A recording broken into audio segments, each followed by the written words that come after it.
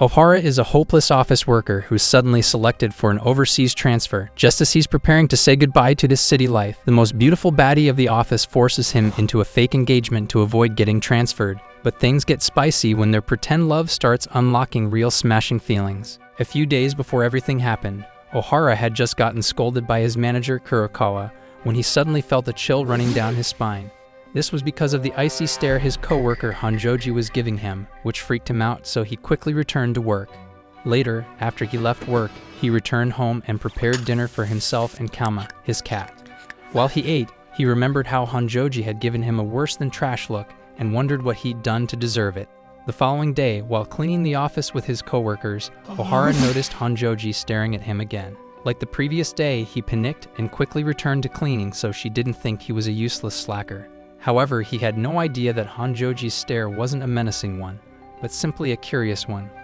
The thing was that Hanoji had a resting face, so whenever she looked at someone, they always assumed she was either annoyed with them or judging them, which wasn't the case. The next day, the entire staff gathered for a meeting with Kurokawa and a representative from the head office.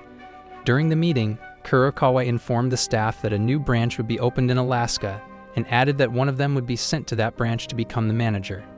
She also said that because the company was big on family, they would choose an unmarried staff to go to Alaska. This revelation made the married staff members relax, but those who were as single as Yulot became worried. When she asked for a volunteer, Ohara raised his hand and told Kurokawa that he couldn't go to Alaska because he had a cat. My disappointment is immeasurable. Of course, she told him that being an aspiring cat lady wasn't enough reason for him not to get shipped off to Alaska. She then addressed everyone and told them to be prepared because whether they liked it or not, someone was getting sent to the land of ice and snow. Later that week, Ohara was on his way home from the vet with Kama when he met Hanoji in a park. The pair casually greeted each other, and as they walked past each other, something pushed Ohara to speak up. He thanked Hanoji for all the help she'd given him since he joined the company and informed her that he was resigning. He said he wouldn't feel comfortable leaving Kama behind, as the feline had finally started warming up to him since he adopted it. When he turned to leave, Hanoji suddenly asked if he wanted to get married, which honestly confused the simple-minded dolt. He asked what she meant, and she explained that she wanted them to have a fake engagement to get out of going to Alaska. Ohara thought Hanoji's plan was as crazy as my ex, given that they had never had a proper conversation before, but she assured him that it would work. She pointed out that they were both insignificant NPCs at work, so the news of their engagement wouldn't really interest their coworkers. She also said that if they held out until the new branch opened, the odds would work in their favor and they wouldn't get sent to Alaska. Ohara had doubts about this plan, but he agreed to go along with it because he didn't see any other way to avoid getting transferred. The next day, they informed Kurokawa of their supposed engagement and were surprised when she expressed genuine happiness and congratulated them. Sometime during the day, Kurokawa assigned a task to Ohara and Hanoji, and by the time they had completed it, the others had left. When Ohara called Kurokawa to inform her they were done, she asked them to bring the file to her, so they went to the Italian restaurant she had told Ohara she was in. However, when they walked in, they discovered that their coworkers had planned a surprise party because Kurokawa had blabbed to the entire office about their engagement. It was at this moment that he knew he f***ed up. Shocked by this unexpected plot twist, Hanoji and Ohara didn't know what to do or how to react to their coworkers' excitement. Eventually, Hanoji spoke up and told Ohara to leave everything to her, as her idea got them into that mess in the first place. Before he could ask what she meant, she picked up 2 wine bottles and left poor Ohara to deal with their coworkers. They wanted to know the details of their relationship and how it started, but because he and Hanoji hadn't discussed their fake dating story yet, he didn't know how to respond. On the other hand, Kurokawa was sure their sudden engagement was because Hanoji had a bun in the oven. Speculations about their relationship continued flying about until a drunk Hanoji returned to the room with a karaoke machine. Immediately, she started singing, and the excitement in the room died down, making Ohara feel embarrassed on her behalf, but he didn't try to stop her. A few days later, she asked Ohara to fill out a questionnaire as she needed to know things about him if she would make up a story of how their relationship began. On her day off, she went to Yokohama to gather materials for their proposal story and stopped by a cafe, which she intended to tell people was the first place they went on a date. While there, she read the answers Ohara put on his questionnaire and tried to imagine him sitting across from her, but she couldn't remember what his face looked like, so he ended up looking like a dummy. She spent the rest of the day with this dummy version of Ohara, but towards the end of the day, the real Ohara showed up and asked if he could help her with the story. After the sunset, they got on a Ferris wheel, and even though they felt awkward being in such a tight space, they made small talk. Hanoji showed Ohara the pictures she'd taken and presented him with the couple rings she bought so they could sell their story properly. Seeing the rings made Ohara nervous, and it only got worse when Hanoji asked if he could come up with a proposal story. He tried to come up with something, but nothing came to mind, so Hanoji told him to take his time and think about it. The following day, Ohara had the day off, so he spent it at home staring at the ring and wondering why he'd been so tongue-tied the day before when Hanoji suggested he come up with their proposal story. He knew it wasn't a big deal, but for some reason, he'd been unable to say anything to her, making him feel stupid. After staring at the ring for a long time, he finally put it on, and all the worries he had about their plan seemed to fade away, making him feel confident that the plan would work out perfectly. He was giving himself a pep talk when a hidden number called him. Curious, he answered the call, and to his surprise, the person on the other end told him that they knew his engagement was fake. Before hanging up the phone, the person promised to expose the secret and ensure that Ohara and Hanoji were sent to Alaska. So the next day, when he got to the office, he told Hanoji what the caller said. She told him the caller worked in their office, as no one from the head office would be privileged to know anything about them. They were still trying to figure out who the caller was when Gonda, another of their coworkers, approached Ohara and asked if he could come to his place after work, as he had something to discuss with him. This request set off alarm bells in Ohara's head, making him wonder if the cholesterol ambassador was the mysterious caller. However, he pushed his worries aside and told Gonda that he could come over. Surprisingly, Hanoji said she would also come over, so Gonda thanked them for making time for him and walked away. After work, Ohara went home alone to bride Kama with his favorite treat so he wouldn't get cranky when Hanoji and Gonda showed up. Later on, Hanoji arrived with a few items they used to make Ohara's home look like where Hanoji spent most of her free time. She also brought along a complete and detailed script of how their fake relationship began and how it progressed until Ohara proposed. After reading through the script, they took a few pictures together and then conversed about the roles they played during school plays. A few minutes later, the doorbell rang, so they answered the door with the best fake smiles, but they were surprised to see Gonda standing there with Kamiya and Kisuk. Having no choice, they invited the trio inside, and after a few cans of beer, Ohara asked Gonda what he wanted to discuss with him. Gonda told him that he wanted him to teach him the art of rizzing 101, explaining that his riz was so negative that he couldn't even pull girls in his league. Before Ohara could refuse, Kisuk spoke up and revealed that Gonda was on 7 dating apps and still couldn't pull girls with his Photoshop display picture, causing Gonda to complain. However, their attention was soon drawn to the photos Ohara and Hanoji had put up, so Kamiya asked how long they had been dating. Just as Ohara replied with the lie he and Hanoji had agreed on, Hanoji came in with a platter of snacks, and the conversation switched. A little while later, when it was time to leave, Gonda admitted to Ohara that he liked Kamiya and asked for help to woo her, which surprised him. Afterwards, Ohara and Hanoji cleaned up his apartment and put everything back in order before Hanoji returned home. A few days later, Hanoji was in the main area of the agency when a customer walked in, and since the other agents were preoccupied, she decided to attend to the man. However, when she began talking to the man, he handed her his business card and explained that he'd come there to speak to his son. It turned out that the son in question was Ohara, and his father had come all the way there from their hometown because he heard he was getting married. Hanoji panicked because she didn't know if Ohara had told his family about their plan, so when the man asked if she knew anything about his son's upcoming marriage, she denied it. Seeing as she didn't have the answers to his questions, Ohara's father got up to leave, but before he did, he asked Hanoji not to tell Ohara that he had come and gave one of his company's products as a gift. Hanoji felt guilty about lying to Ohara's father, so she dropped the magazine he'd given her on Ohara's table, grabbed her things, and rushed outside. When she saw him, she overheard him saying that Ohara would bring disgrace to their family and became worried. However, she pushed those worries aside and invited him to wait for Ohara in a nearby cafe because she texted. While they waited, Hanoji summoned the courage to ask what he meant by Ohara bringing shame to their family. The man explained that in their hometown, marriage was a big deal and many things had to be done before the wedding. He told her about all the people who would be invited to the wedding and all the activities that would be done during the wedding, causing Hanoji to panic a little. Unaware of this, Ohara's father said that Ohara's wedding had to be done right, otherwise their family would lose face in the community. Meanwhile, Ohara returned to the office and saw the magazine Hanoji left on his table, as well as the text she sent. This made him panic because, just like Hanoji, he hadn't stopped to think of what would happen if the news of their marriage got to their families. Nevertheless, he went to the cafe, and when Hanoji saw him, she asked him to follow her outside so they could talk. Once outside, she brought him up to speed on what his father knew about their engagement and confirmed that the man didn't know she was his supposed bride. This made Ohara say he would let his father know that. He then apologized for the trouble his father had caused her and returned inside the cafe to speak to the man. But to his surprise, Hanoji followed him. After she sat beside Ohara, his father admitted that everything he told her about weddings in their hometown was a lie. He said that was how things were done in the past. But now that the population was dwindling and almost everyone had moved to the big cities, things had changed. When he mentioned that no one wanted to stick around in a place as boring as their hometown, Hanoji argued that it wasn't boring.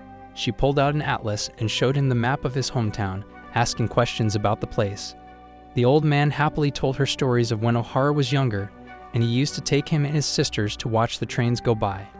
He said that while waiting for the trains to pass, Ohara and his sisters passed the time catching frogs in the rice paddies.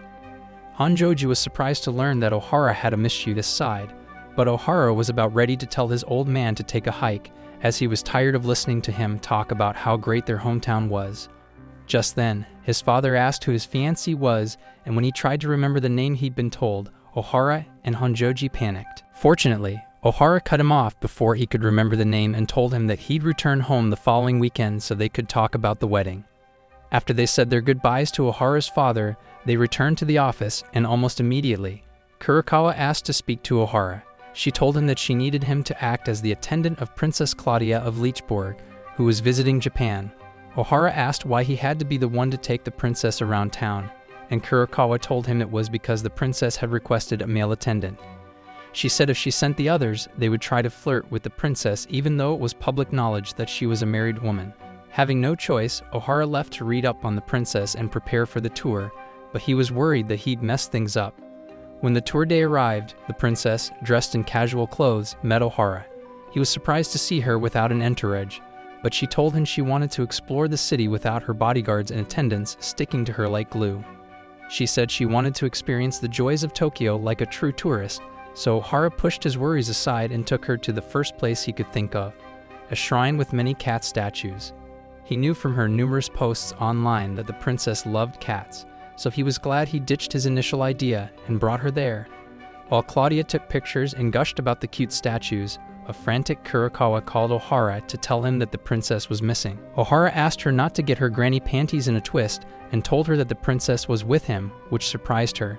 As the day progressed, Ohara took the princess to different places she loved, and at the end of the day, he took her to a high school rooftop. For some reason, Claudia loved the view from the rooftop and was very happy when he gave her a school uniform to change into. Meanwhile, at the agency, Ohara's colleagues were about to close for the day and wondered why he had yet to return to the office. Kisug joked that Ohara rizzed the princess so well that she agreed to let him into her chamber of secrets. Gonda told Kisuke not to make jokes like that because Hanoji was around, but it was too late, as Hanoji was already searching the web for information about Claudia. Back on the rooftop, Ohara suggested taking Claudia back to her hotel, but the princess surprised him by saying she wanted to see his apartment. Later on, Hanoji dropped by Ohara's apartment, despite her better judgment to drop a package off for him. When she realized it wouldn't fit in his mailbox, she decided to leave it in front of his door, but imagine her surprise when she heard a woman's voice coming from inside. Meanwhile, Claudia opened the door to the room Kama was hiding in. Terrified, Claudia screamed. She accidentally landed on Ohara. The next moment, Hanoji pulled the door open, and when she saw the compromising position the two were in, she blessed them with one of her signature icy glares. She then casually walked into the apartment as if she owned the place. Ohara asked what she was doing there. In response, she told him to refrain from letting another woman into his apartment, and just as Ohara agreed, Claudia spoke up. She surprised Hanoji by telling her that she was glad she got to meet her. After that, they all sat down and Claudia explained that when she asked to see Ohara's apartment, he turned down her request, saying he wasn't in the business of two-timing his girl. He told Claudia that he would only show her his apartment if Hanoji was there, and Claudia had been moved by his loyalty, so she asked him to invite Hanoji. With the misunderstanding cleared up, Claudia revealed that she wanted to leave the royal family and spend the rest of her life with the woman she loved. She told them that she had only gotten married because it was her duty as a princess. However, after spending years in a loveless marriage, she was ready to do what Elsa did and let it go for the one she truly loved. Claudia said she admired Hanoji and Ohara's love story and hoped she could have a fairy tale love story like theirs. Eventually, they bid Claudia farewell, and after her car drove off, Ohara asked Hanoji why she'd come to his apartment when she hadn't seen the text he'd sent to her. In response, she pulled out the package, which he unwrapped and discovered was a rock shaped like a frog. Hanoji explained that she thought of giving it to him after hearing his father say he liked catching frogs. Ohara thanked her for the gift, but Hanoji still felt embarrassed about how things had played out that night and quickly walked away from him. A few days later, Gonda suddenly asked Ohara if he was still going home that weekend to see his family, causing their other coworker to begin asking questions about the trip. They wanted to know if Ohara was taking Hanoji to meet his parents, so he told them he was going home for a personal issue that had nothing to do with his upcoming wedding. He then walked behind Hanoji and promised that he'd explain their situation to his family. But before he could walk away, the mystery caller called Hanoji. When she picked up, the person asked if she would accompany Ohara home to visit his family, but in response, Hanoji asked the caller who they were. The person simply replied that they were watching them and hung up, leaving the two more worried than before. On the day of the trip, Ohara dropped Kalma off at the vet before heading to the airport, where Hanoji met him since they had agreed to travel together to get the mystery caller off their trail. Ohara was momentarily stunned when he saw Hanoji in a dress, but he was too cowardly to compliment her. During the flight, things between the two felt awkward, so Hanoji decided to tell Ohara about her childhood to pass the time and reduce the tension. She said that her father was a member of the useless Anime Dads Association, so he was never around. Her mother was always away on business trip, so she spent most of her days alone. To pass the time, she often stared at maps, marked the places she knew her mother was, and pretended they had gone there together. Her love for maps was born from that, and even though she had never been to those places before, she always felt like she was there in real time. When she concluded her childhood recap, she felt a bit embarrassed, but Ohara assured her that there was nothing to be ashamed of. A few hours later, the plane landed in Kumamoto, and as they were leaving the airport, they ran into Ohara's grandmother. The old woman told them she had come to deliver some melons and offered to drive them to the countryside. On the drive home, his grandmother asked Ohara if the news about him getting married was true, and if Hanoji was his bride-to-be, so Hanoji confessed that the story was a lie, which shocked the old woman. When they arrived at her house, Ohara offered to help box the melons that were ready to be shipped. Hanoji followed his grandmother outside to see if there was anything she could help with, so the old woman provided her with an outfit suitable for working in the fields. After working for a while, Ohara's grandmother cut up some melon for Hanoji, and while she ate, the old woman told her that she didn't have to lie about her relationship with Ohara. The woman seemed convinced that Hanoji and her grandson were an item but were trying to hide the truth for some reason. When Hanoji attempted to explain things, the woman cut her off and told her that all the men in her family were so stubborn and dense that she wasn't surprised Ohara had yet to put moves on her. She advised Hanoji to be patient with Ohara and asked that she take care of him even though he acted like he bought his functioning brain cells from a yard sale. Emotional, damn it! She was still speaking when Hanoji suddenly fainted, causing the woman to panic and call out to Ohara to take Hanoji inside. Ohara picked his sleeping beauty up, but because he'd missed one too many upper body days at the gym, he struggled to carry her into the house. Fortunately, when his grandma opened the door, they met his father standing there, so he asked him to help him carry Hanoji inside the house. As expected, his father wanted to know why he was at his grandmother's house with his coworker when he told him he was coming home alone. Ohara assured him that he'd explain everything once they were sure that Hanoji was fine, but his father kept asking questions about the wedding, which pissed him off so much that he blurted out that he wasn't getting married. This made his father scold him and start bringing up things he did as a stupid kid, which Ohara pointed out had nothing to do with the current situation. They would have continued arguing if the grandmother hadn't come in and scolded them for acting like a bunch of idiots. The doctor arrived later, and he informed them that Hanoji had fainted because of stress and not heat stroke like the grandmother had assumed. He advised them to let her rest, and after he left, Ohara told his father he would come home to explain the situation to his mother and sisters. Since the man was pissed at him, he told him to do whatever he wanted. However, he advised Ohara to start acting like a man with functioning balls instead of an underdeveloped man-child. Later, as promised, Ohara went home and explained his fake marriage situation to the rest of his family. Unlike his father, they were more understanding and even teased him, saying his situation reminded them of a soap opera. After dinner, Ohara bid his mom and sisters good night and returned to his grandparents' house since he didn't want to leave Hanoji alone. He met his grandmother when he walked into the house, and the little woman informed him that she'd laid out a futon for him upstairs, so he thanked her.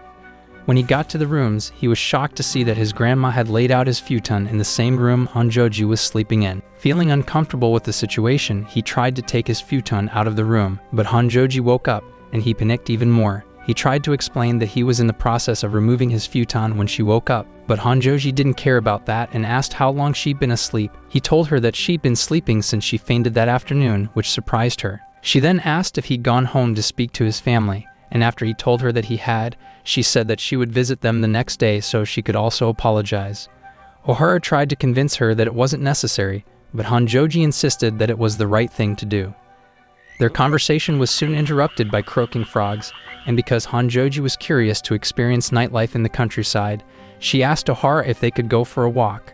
Ohara said yes, and the moment they stepped outside, a frog jumped on Hanoji's forehead, causing her to scream. She was so focused on trying to remove the frog from her head that she lost her footing and almost fell, but Ohara caught her in time. Their position felt a little too intimate, but thankfully, the frog trying to escape took their minds away from the awkwardness of the situation. Ohara easily caught the frog and held it up for Hanoji to look at, but her mind wandered back to the position they were in earlier. The warmth she felt reminded her of that afternoon, so she asked if he carried her inside after she fainted. He admitted that his father had assisted him because his muscular strength had left the chat when he picked her up. Hanoji apologized for the inconvenience and told him how she had enjoyed snipping melons with his grandma. She said that before meeting him, she could only imagine going to places like this, but because of him, she was now living her dream and was grateful to him. Hearing this, Ohara admitted that the frog-shaped stone she gifted him had made him happy, and every time he saw it, he was reminded of her. Hanoji didn't know how to respond to his admission, but in her mind she wondered if what she felt towards Ohara at that moment was what real married couples felt.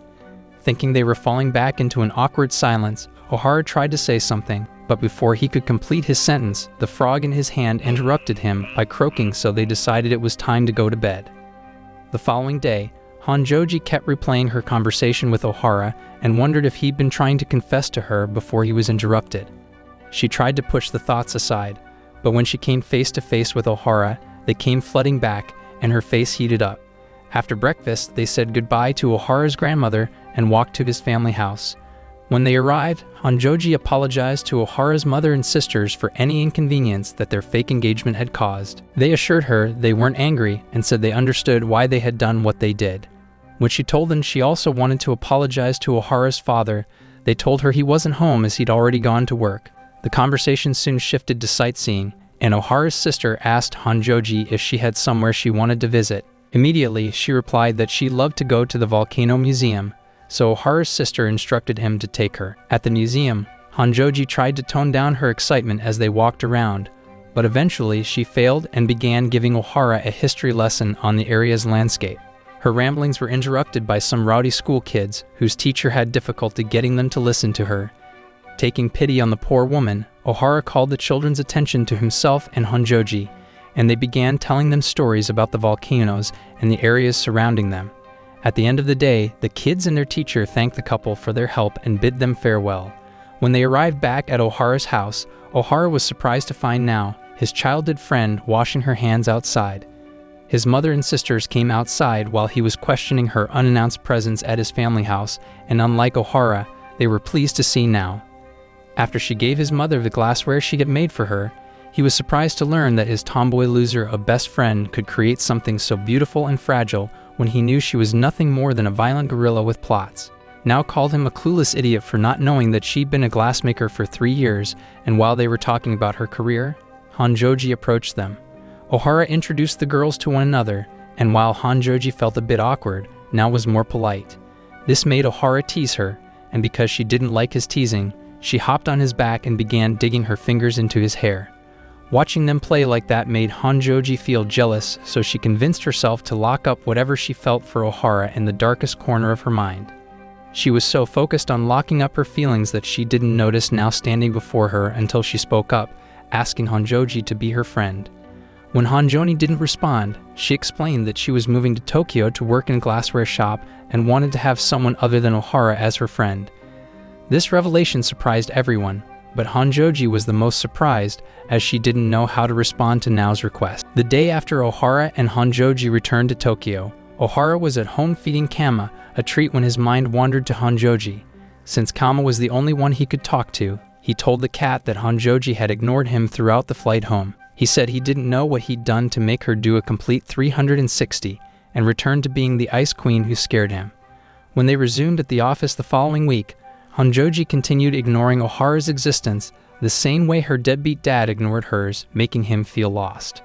When it was lunchtime, Gonda gushed over the bento that Shinchi, another of their coworkers, had. Shinchi smiled proudly and told him that his wife had made the bento for him, making Gonda say he had hit the jackpot by marrying someone like that. The following day, when Ohara got to work, he noticed that everyone was occupied and the phones were ringing nonstop. As he walked past Kisuk, the young man asked if he'd seen Shinchi, and Ohara replied that he hadn't. Kisuk then explained that they hadn't been able to reach him all day but couldn't, and the worst part was that all the group tours he was handling had issues. Ohara found it strange that a model employee like Shinchi hadn't shown up to work, but there was nothing he could do. Just then, he heard Hanoji speaking to someone on the phone, and when she hung up, he greeted her, hoping to strike up a conversation. However, she shot him down faster than a moving bullet train. Before he could spiral into despair, thinking that Hanoji didn't like him, a kid walked into the office and spoke up. He introduced himself as Shinchi's son and asked if his father had come to the office that day. Kamiya approached the boy and told him that his father had yet to arrive. However, she asked why he'd come looking for him. The boy explained that his father had left home the previous night after arguing with his mother because she had told him she wanted a divorce. This statement shocked everyone as they assumed Shinchi's life at home was perfect and that he and his wife were madly in love. They also began speculating if Shinchi was okay, not considering how their words affected the kid. It wasn't until George told them to shut up and stop talking nonsense that they realized the gravity of what they were doing.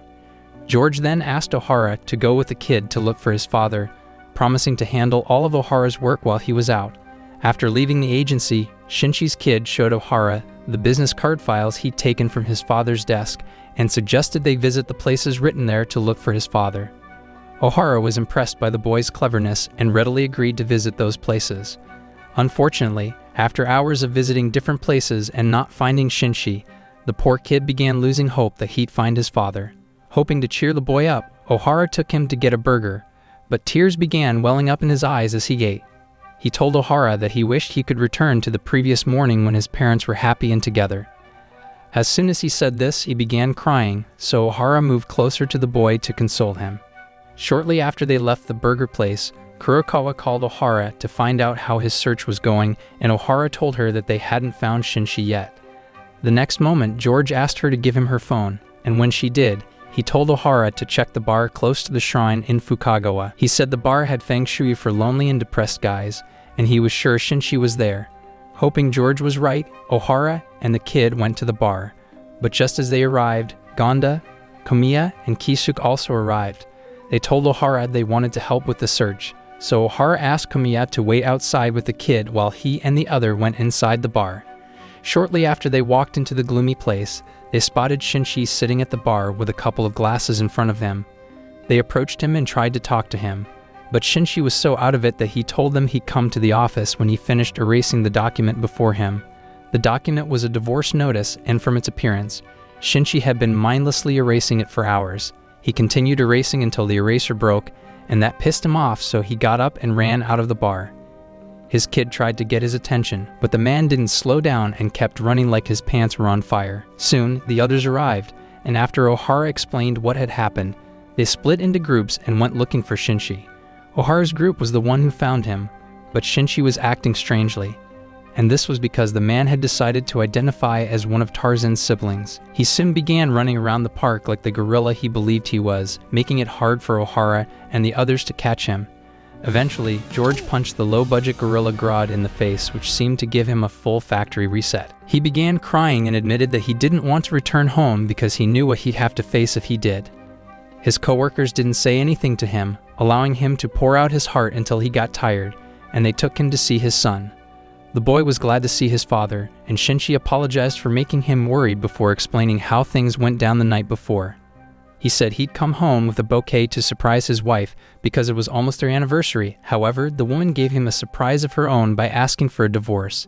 He'd been shocked by the ultimate reverse card she'd dealt him because never in a million years had he thought his wife would want to leave him. The next day, Kurokawa excitedly addressed the staff at the travel agency, but none of them shared her enthusiasm for the project they had been given. This was because they were all still bummed out about Shinshi's predicament, as they had believed Shinshi and his wife were like one of those Disney couples who lived happily ever after. George made them understand that unless a person took off their rose-colored glasses in their relationship, they would always assume their partner was as happy as they were, even if it wasn't true. When everyone began giving their opinions on marriage, Ohara walked away to find some tape but found Hanoji struggling with a box instead. He quickly rushed to help her, and as they carried the box outside, she told him she hoped Shinshi and his wife would work things out. Ohara was surprised she was talking to him, but because he was a dumb idiot, he didn't know how to respond and kept quiet. As Hanoji walked home after work, she thought about Ohara and told herself that talking to him was becoming hard. She was telling herself to turn off her feelings before she got hurt when she suddenly heard Nao calling out to her. The poor girl looked a bit disheveled and explained that she had just moved to Tokyo but couldn't find her apartment. When she showed Hanoji the address on her phone, Hanoji told her that the apartment building she was looking for was next to hers. Noa was beyond grateful that she'd found Hanoji and that Hanoji had helped her, so she gave her a business card and asked her to visit her workshop sometime. The following day, when Hanoji got to the office, Ohara told her he would work outside, and she contemplated telling him she'd seen Nao. However, she decided against it as she believed he knew that Nao was in Tokyo since they were best friends. On her way home later, she dropped by Nao's workshop and was fortunate to witness Nao working.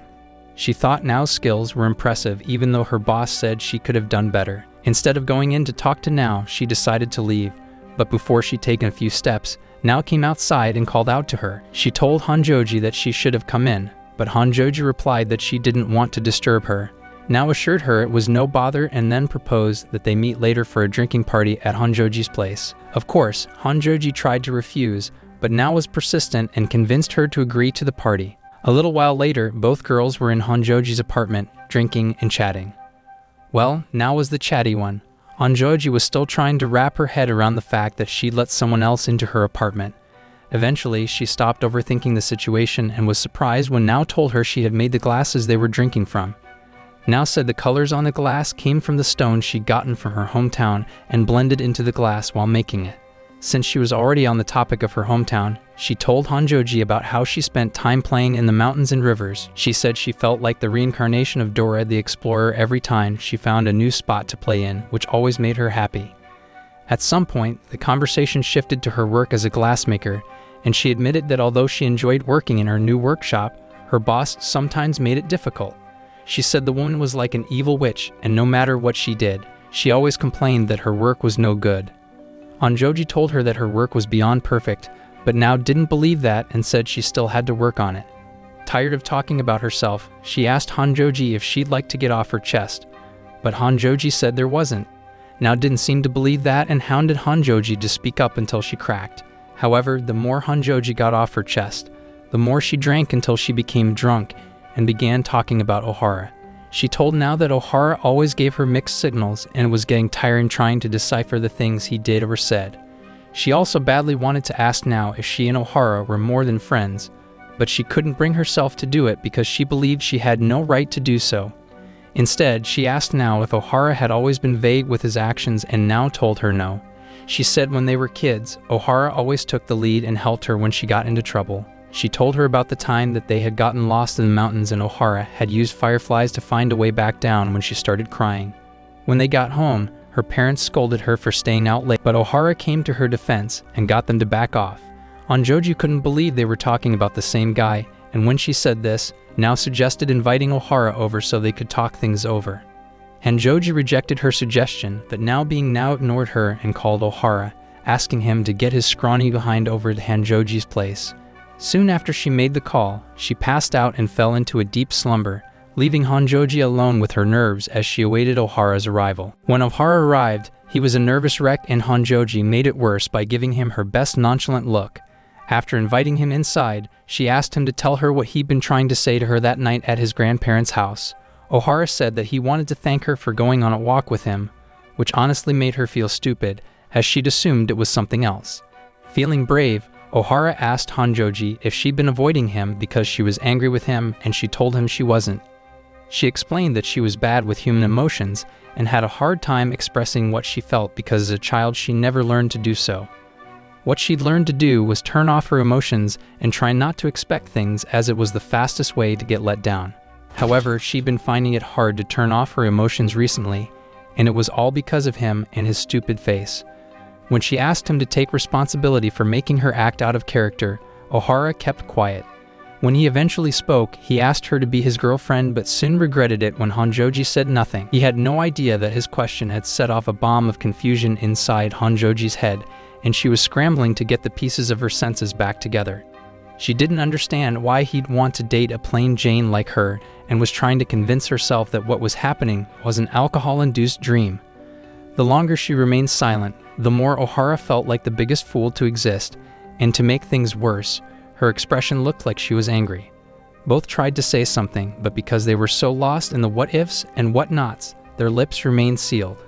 Eventually, Ohara decided he'd made a fool of himself enough, so he got up, carried now, and left Hanoji's house. Hanoji was plagued by what she did for the rest of the night, and she even slept on the floor instead of her bed. When she woke up in the morning, her body ached all over, but she ignored the pains as they couldn't compare to the embarrassment she felt after what happened the night before. When she got to the office, she wondered if Ohara was angry with her for staying silent. However, she couldn't bring herself to call him and ask since it was his day. While she struggled with her thoughts, Ohara was at home wallowing in self-pity and berating himself for his impulsive action the night before. He would have continued that way for the rest of the day if Gonda hadn't visited him and invited him out. His jolly fat friend told him he was tired of pining over Kamiya like a lovesick puppy, and had been going on dates with different girls he'd met on his dating app. But none of those dates had led to something serious.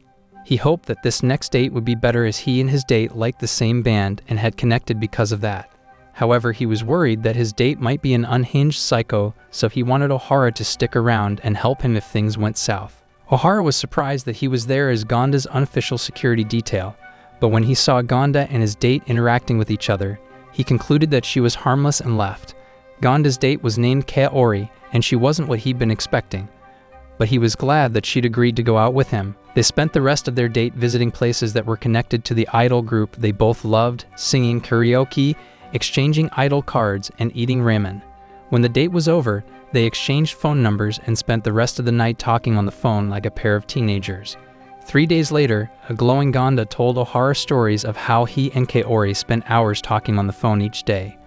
Ohara felt glad that the guy had finally found someone who reciprocated his feelings, but soon realized that Gonda put the D in delusion when the dummy told him that he was going to marry Kaori. After work, he went out with Gonda and asked why he was so obsessed with the idea of getting married to the point where he wanted to marry someone he'd known for 3 days.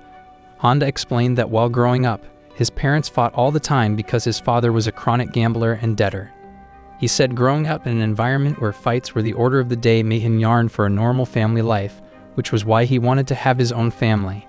Ohara understood Gonda's want for a happy family, but didn't have the heart to tell him that he didn't have to rush to get one. After the men parted ways, Gonda called Kaori and asked if they could meet because he had something urgent to discuss with her. Kaori agreed, and when they met, he asked if he'd like to date him with marriage in mind, which caught her off guard. However, she calmly asked if he was certain about his decision, and when he replied that he was, she asked him to come with her.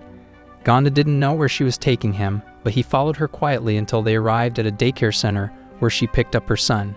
She then asked him again if he was sure about his decision to date her, and Gonda couldn't find the words to respond. Kaori took his silence as his answer and bid him farewell before walking away with her boy.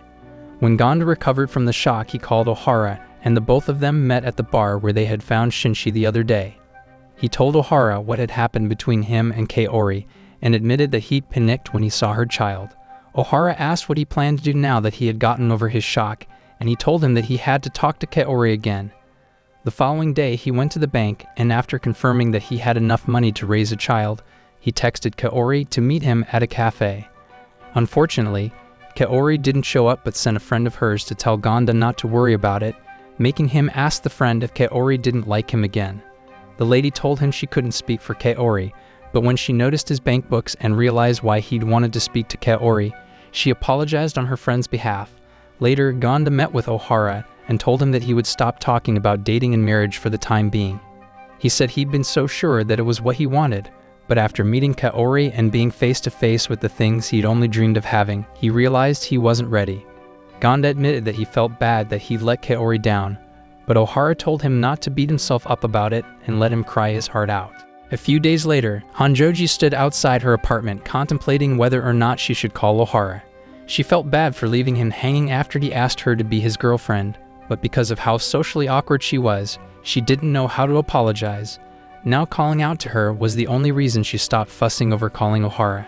The glassmaker apologized for getting drunk and passing out in her apartment the other day, after which she admitted she couldn't remember the events of that night. She asked Hanoji to tell her what had happened that night, but her question just made Hanoji start asking herself Hamlet's famous question, to be or not to be. She told the confused now that she didn't know what to do, as she was bad at making decisions, so now invited her to a glass-making class to get her mind off things. Hanoji was skeptical about the idea, but she accepted Nao's invitation. Nao was excited to have her in her workshop, and after introducing Hanoji to her boss, she began teaching her how to make glassware. She guided Hanoji and showed her what to do to get the desired shape of the glass, ensuring that she handled the parts that were dangerous for a beginner. After a few hours, Nao asked Hanoji to rest while she finished up the glassware, so Hanoji sat back and watched her. Nao's boss offered her a bottle of water, and as she drank it, she admitted to herself that she felt a little bit relieved. She thought back to her last conversation with Ohara when she told him she was used to turning off her emotions to avoid getting let down. She realized she'd only learned to do that because she didn't want to be a burden to her mother who had been juggling a lot of things, and now it was a part of her she could get rid of. Her thoughts were interrupted by Nao calling her name to tell her that her glass was ready. The glass was bent out of shape, but Nao told and her boss assured her that she'd done a good job for a first-timer. Nao then promised to deliver the glass when it had cooled down, and as Hanoji walked home, her phone pinged with a text. The text was from someone named Ritsu, and she informed Hanoji that she was in town and wanted to meet up. Hanoji nervously texted back that she'd see her the next day at a cafe, and Ritsu replied with a smiling emoji. The next day, as Hanoji got ready to go meet Ritsu, she looked like she wanted to be doing anything but that. However, she didn't change her mind about the meeting and got to the cafe a few minutes before Ritsu. When Ritsu arrived, it was revealed that Ritsu was Hanoji's mother, and she had been nervous to meet her because her mother was more outspoken than her. The woman told her stories of the places she'd been recently, and much to Hanoji's horror, made her stand so she could see if the sweater she bought her was the right fit. When they finally settled down, Ritsu asked Hanoji how her life had been lately and if work was going fine.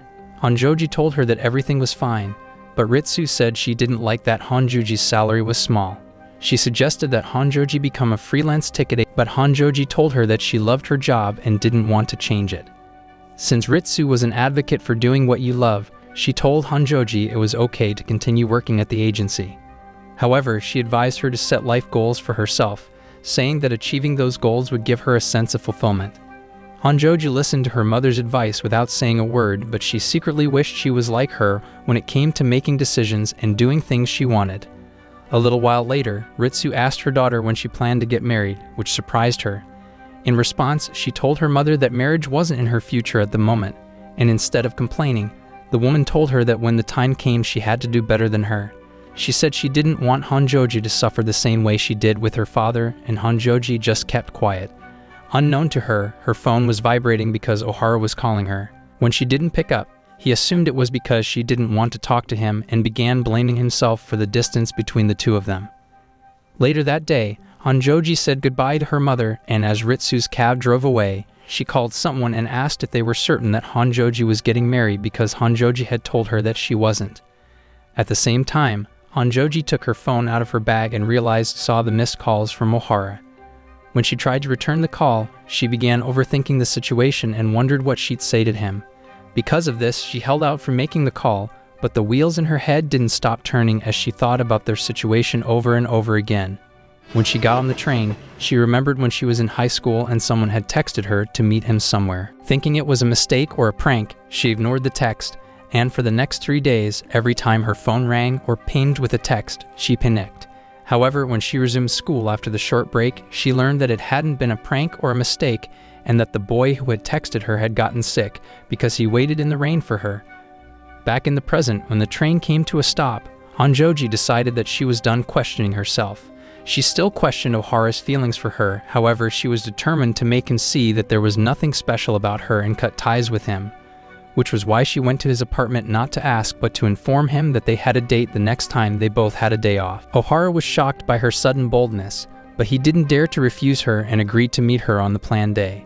When the day arrived, Ohara went to the location Hanoji had texted him, and when they met up, she told him they were going on a tour of the Tamagawa Aqueduct. She pointed out that his shoes weren't suitable for walking and told him that he was free to leave if he got bored or tired.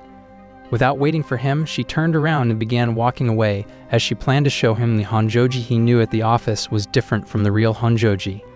As they walked, she ignored him and acted like she was alone on the tour, so Ohara searched for information about the Tamagawa Aqueduct to better understand it. When he caught up with her, he asked why she chose to visit the place, and she told him it was because it was featured in her favorite traveling show. Ohara told her that he'd watched the episode she was referring to and admitted that she never thought of visiting the place. Hanoji replied that she always tried to visit the locations that were featured in the show, hoping it would make Ohara think she had a boring life. But Ohara surprised her by saying he thought her love for maps and cities was impressive.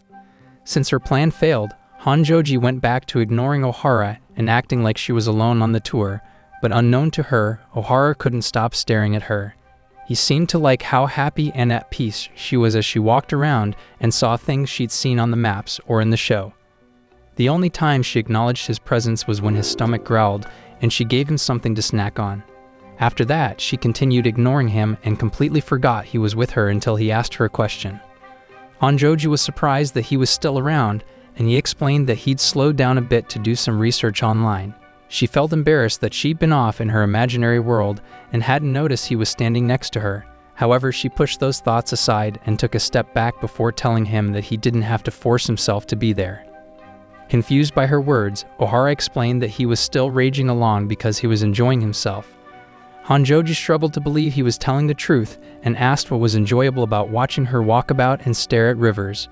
When he didn't respond, she told him that whenever she was with him, his sense of reasoning flew out the window, so she would appreciate it if they never saw each other again. Ohara was so stunned that all he could do was stare at her with his mouth wide open, as she admitted that she'd invited him out so she could tell him she didn't want to date him. Not only did she not want to date him, but she was also calling off their fake engagement and was prepared to accept the transfer to Alaska. When Ohara finally stopped gaping at her like a fish out of water, he agreed to end their relationship. However, instead of walking away like he was supposed to, he remained standing in front of her. As they stared at each other, Hanoji was hit with the sudden urge to cry, and she didn't understand why that was happening. Usually, when she closed herself off, she also felt a sense of relief, but it wasn't like that this time, and she admitted to herself that she wanted to be with Ohara. The man in question was also having an internal argument with himself because he was tired of always taking a step back and not making swift decisions. He remained quiet until Hanoji, taking a step back, drew him out of his thoughts, so he grabbed her hand. Shocked by his action, Hanoji placed her other hand above him, and as they looked into each other's eyes, the wind blew her hat off. Eventually, they closed their eyes and kissed, an action which caused them to freak out internally. When they separated, Hanoji said it was time they reevaluated their relationship and handed her map to him. She told him to enjoy the rest of the tour alone, as she was going home to think things through. Hanoji appeared calm and collected when she spoke to Ohara, but the truth was that the inside of her mind was like an active volcano that had just erupted. As soon as she got inside her apartment, she screamed and allowed herself to malfunction for a bit. Meanwhile, at the agency, Kurokawa received a call from someone who told her something about Ohara and Hanoji. The following week, when Ohara and Hanoji met in front of the office, things between them felt awkward. Even Gonda's cheerful greeting wasn't enough to relieve the tension between the two. The worst part of it was that the kiss replayed in their heads over and over again to the point where it was all they could think about while they worked. Thankfully, the replay was interrupted by Kurokawa, who approached them, saying she had something important to discuss with them. This important discussion was an in-depth report she wanted them to do as part of the company's online project to recruit new graduates. She said the project was called Our Worthwhile JTC Life, and she wanted them to handle it. She said all they had to do was turn their home and work life into a blog and post it on the company's website. This project required them to live together, and since Kurokawa assumed they were already living together, she told them it would be an easy task. During lunchtime, Ohara and Hanoji went to a cafe to discuss what Kurokawa wanted them to do, and they agreed that refusing the project was their safest bet. However, they weren't sure if she was suspicious of their relationship and trying to test them, so they decided to do it. Since Ohara's apartment was bigger, Hanoji proposed they use it for the project. She said she'd move in but asked that he give her some time to think things over, as making rapid decisions wasn't an easy thing for her. On her next day off, Hanoji went hiking, and as she enjoyed the outdoors, she thought about what it meant to live with Ohara.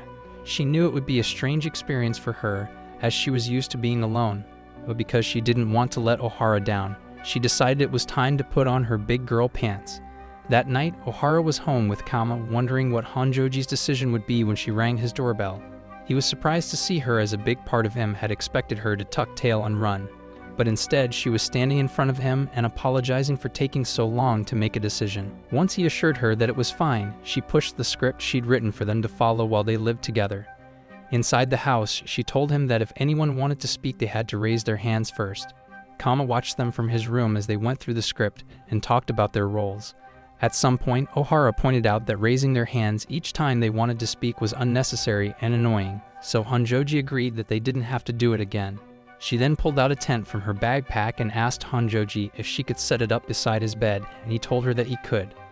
The idea of having a tent inside his apartment felt strange to Ohara, but because he wanted Hanoji to be as comfortable as possible, he agreed.